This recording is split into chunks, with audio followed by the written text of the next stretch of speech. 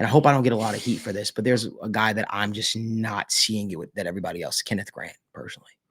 I see people trying to fit him at 17 if he's there. And guys, I'm be honest with you. And if you think I'm an idiot, you think I'm wrong, please tell me. I just don't see it with him. I think that if he doesn't win on his initial move, I think that, we always talk about potential. I think he's a monster in the run games or stopping the run.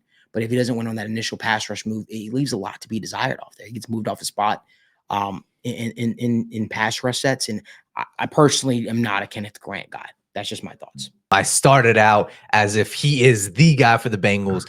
He leaves a lot to be desired in the pass rush. And that's, for me, you are banking on his skills and his raw athleticism. This dude is a freak. I think this dude is going to test like a freak, but he had a lot of time at Michigan to show his pass rush. And for me, there was only one game that he really did that. And this is the one thing I think that could be good, was in the biggest game of the year against Ohio State. His pass rush moves were on a whole nother level, but you're banking on potential with Kenneth Grant. So I think at number 17 overall, I do agree that there's going to be a lot of other talent on the board. I just hate when we fall in love with prospects, or we say, not us, I'm just saying this just in general, where there's like, hey, we have a need here. Let's push this guy up aboard, because if it comes down to him and Walter Nolan, I'm taking Walter Nolan all day. Walter Nolan's an absolute dog.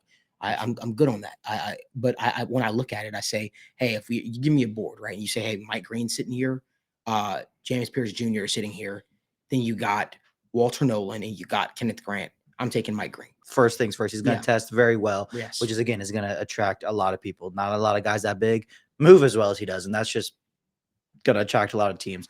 But the thing with Grant, he is a great run defender. He does a lot of things well. His pass rush does leave some to be desired, but when he wins, he doesn't have too many counters. That is by far his biggest thing to work on at the next level.